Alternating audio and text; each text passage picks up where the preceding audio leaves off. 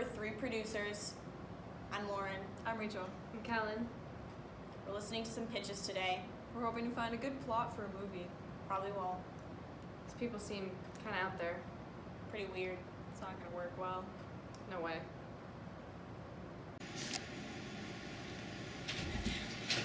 Sup, party people? Hey. Hi. Okay, go.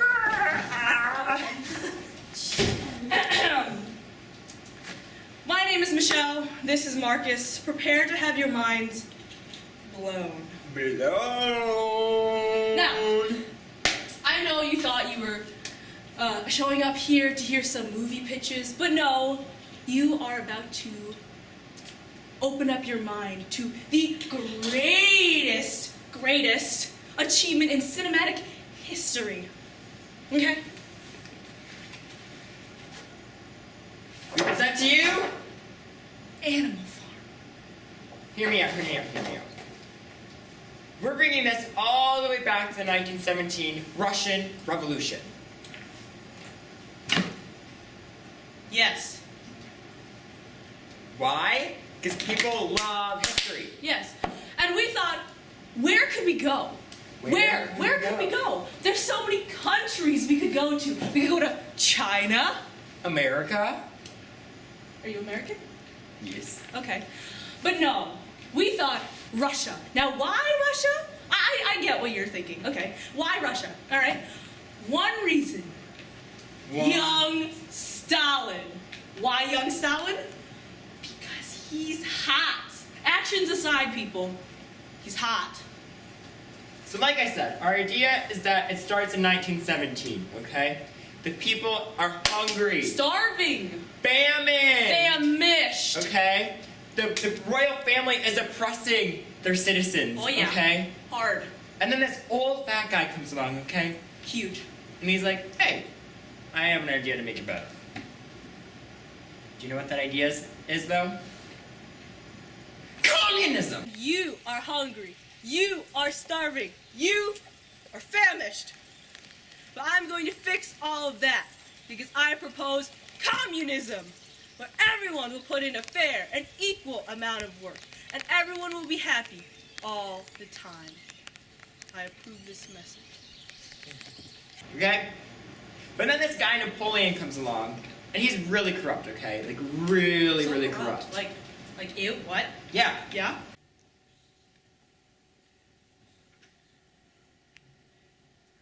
So corrupt that he even starts to act human. Uh-huh. Yeah. Wait, what? Yeah. What? He's acting like he's a human. Oh, shoot. We forgot. Oh, yeah. They're all pigs!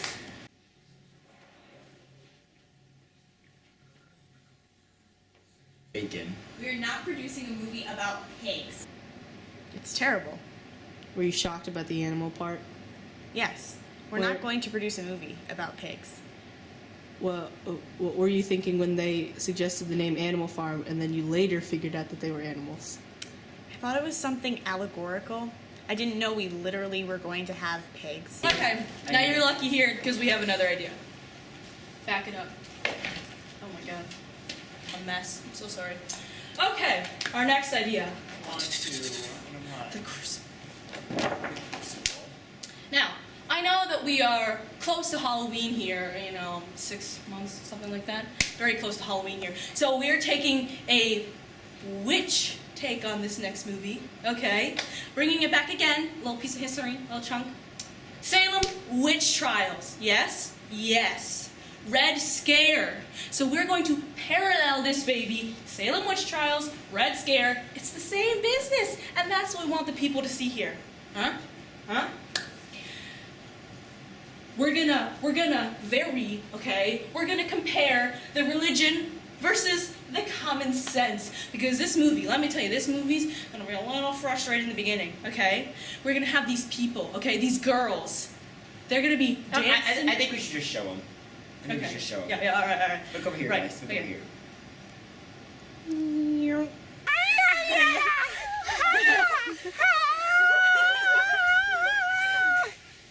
Mentality part. Mob mentality, okay? These three girls, they just cry whenever they want to. They're like, that person's a witch. And everyone's like, oh, that person's a witch. Better hang them. Adios, chica. Okay? And at the end, this one guy, Giles Corey, crushed by rocks. Show him. Accuse you, Giles Corey, of being a witch. It's time to die.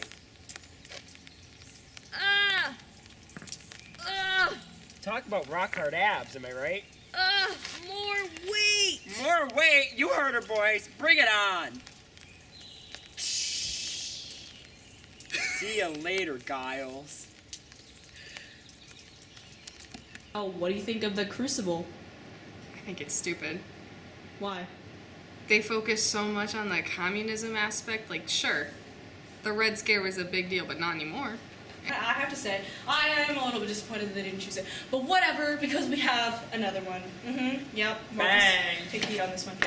Okay, so I'm thinking it revolves around a character named Jane. Okay, Jane Eyre. Yeah, Jane is really popular. She has a really bad upbringing, okay? Her parents are dead. She lives with her aunt who doesn't treat her right at all. Cinderella style.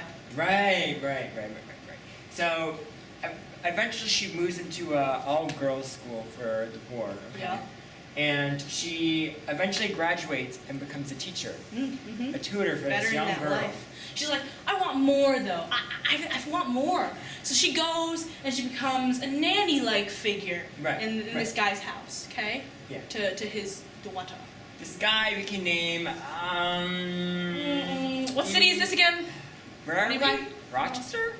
That's good. Mr. Rochester. Yeah, sorry, this is a very Yeah. rough. No, it was a rough sketch. You guys are really pressed. Gage, this guy's a weird guy, but you know, some people will think he's kind of hot. He's not that hot. So he's gonna like try to gauge how much she likes him, you know. So he's gonna do some weird stuff, man. Jane, I'm sensing a lot of secrets, and that you're a rather reserved girl. I see a troubled past, but right now you're on the road to happiness. But with that, I see a love interest. Is this true? No. I don't think you're telling the truth. Is there a Mr. Rochester in your life? Yeah. And do you like him? No. I don't think you're telling the truth. But just between me and you, I told that Blanche chick that Mr. Rochester had no money. So you should be in for the running, okay? And I will? Am I right? But like this is really the point Yeah. where they start to realize, hey, dude, I kind of like you. I like you. What? And so he proposes out of nowhere. Jane, come here. You know, I'm gonna marry Blanche one day. Why are you crying, Jane? Because you're gonna marry Blanche and I have to leave. Who said I'm marrying Blanche? What? Hey, Jane, do you want to get married? What? Really? She says yes. Then there's like some supernatural motif that comes in. Oh, and- we haven't even talked about the motifs. I Now, know, we I know. did the plot a little bit, but let me tell you, we're gonna add some nature, pathetic fallacy in there. The weather's gonna tell you what happens next. Yeah. Yeah. Be on the lookout for that, folks. Some feminism in there. Jane Eyre, am I right? Yeah. This girl sounds like she's a feminist. Just Yeah. the name. Religion's gonna be a big one.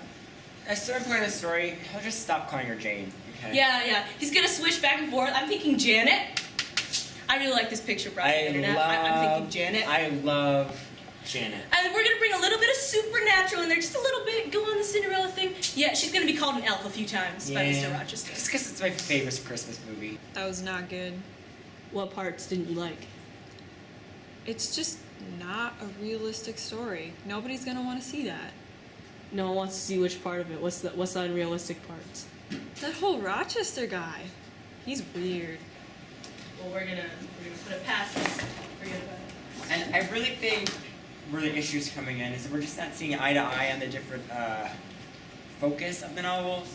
So this one we're gonna go a little bit deeper and we're gonna focus on racism and pessimistic fate of the underprivileged and different ethnicities. So what I'm thinking is we should have the character named Bigger, okay? Bigger the better. Yeah. Yeah. Yeah. Bigger. Yeah. Bigger.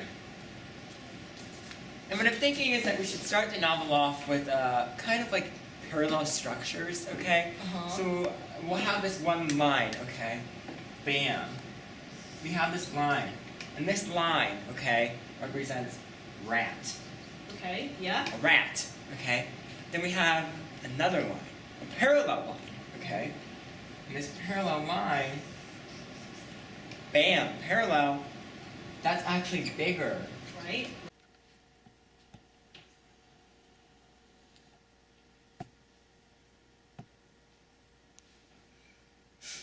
Oh, jeez. Right. And why, you say? Because they trap a rat in the corner, and that's subtly where Bigger is at the end of the novel, metaphorically and physically, okay? By society and by the police. Good. So Nice. more into the plot, okay? So Bigger gets a job with a white privileged family, okay? He's their chauffeur. Early on in his job, he thinks that they're making fun of him, Mary and Jan, who is Oh, Bigger, will you take us out to dinner? Where's a good place to eat, Bigger? Bigger? Bigger, do you have any cool places in your neighborhood? Yeah, what's the food like? What are the people like? What do you guys do for fun? we think a bunch of stuff will go down, and Mary's head's gonna get chopped off, and Bigger's gonna be the reason. That's not Bigger. Bigger's Yeah. somewhere else. But Well, go on a little more. Okay, so Bigger is trying to take. He accidentally kills her. accident. So long story short, after this event, Bigger just gets this enormous amount of power that he feels because he finally has control of his own fate, and the white upper class citizens don't know that he was the reason why this was doing all this stuff, and then he goes to trial after he's finally discovered.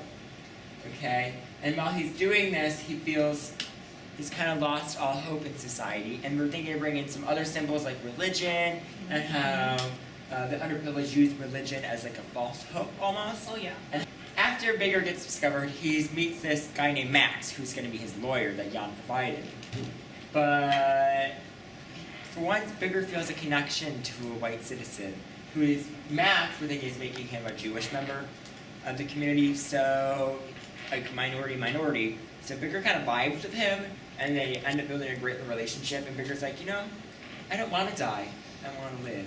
And he has this great appreciation for life afterwards, which is really touching. This other scene that we're thinking is gonna be like the golden scene in the movie, like it's gonna be great.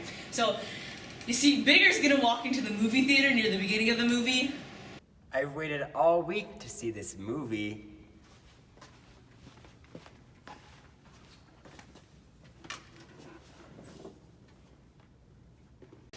That was a wild ride. Really? Wild? What part was wild? He just was so violent. Yeah? How did you feel about the name Bigger? That's not a name. What about the name Smaller? Oh my gosh. You shall. Okay, fine, whatever, nominated song, whatever. Okay, that last one kind of got me though, so, it was close, gosh. Anyways, our last idea that we have is called Oedipus Rex. Oedipus? Oedipus Oedipus Rex. Rex. Now our idea, picture this, okay? There's this king. His name is Oedipus. Oedipus. King Oedipus, huh? He's got a wife, he's got kids, 4 kids to be exact. And life is going fine because he's the ruler of the city. But actually, everyone in the city is like horrified and scared, and everything's actually not great. And being a good king, he's like, I want to solve this. So he goes to he has prophecy told, and see, he finds out that it's because the murderer of the previous king is living in the city. He's like, I can't have that. You know what? I'm gonna find this guy, no matter who he is, where he is, no matter who he is, where he is, I'm gonna kill him. Right. I don't care who he is. I'm gonna Right. kill him, or I'm gonna execute him, like get him out of the city, something. He goes to see Tiresias. He's a super wise seer, and he asks him, so who murdered the previous king? Where is he? Let me find him. But when the I'm guys sorry. are not responsive to him, he's like, okay, it's totally my stepbrother.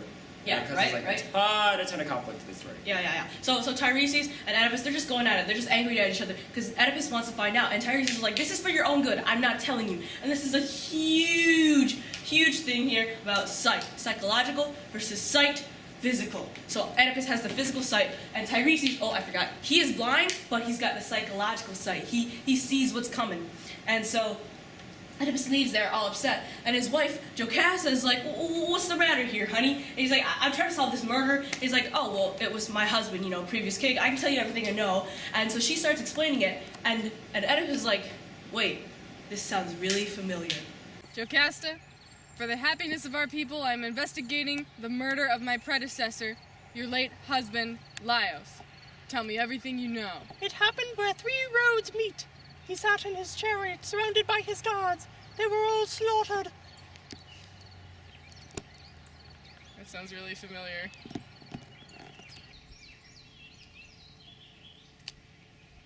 Halt! Hey, stop! By order of the king. What king?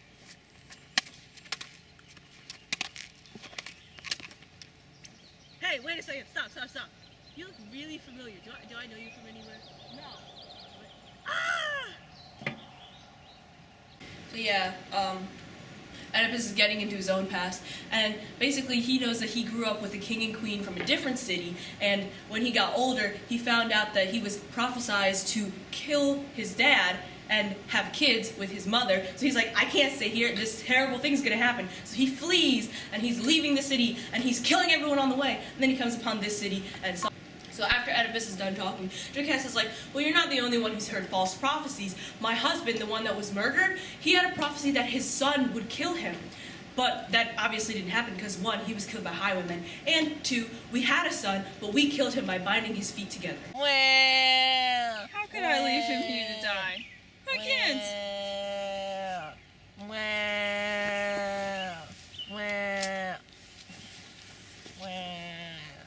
You're free. I feel so dumb.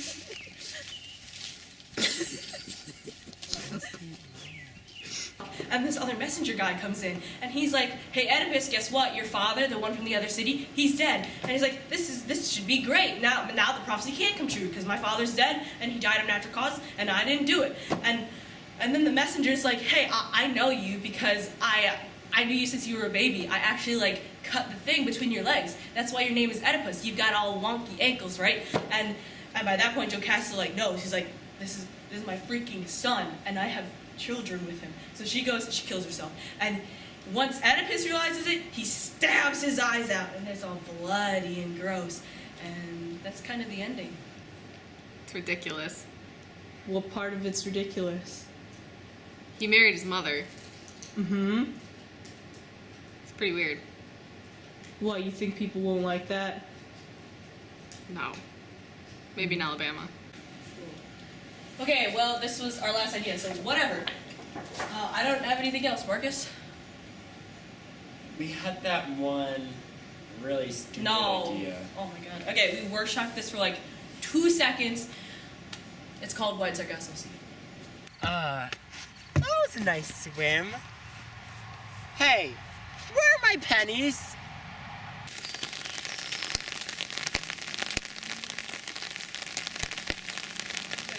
Yeah.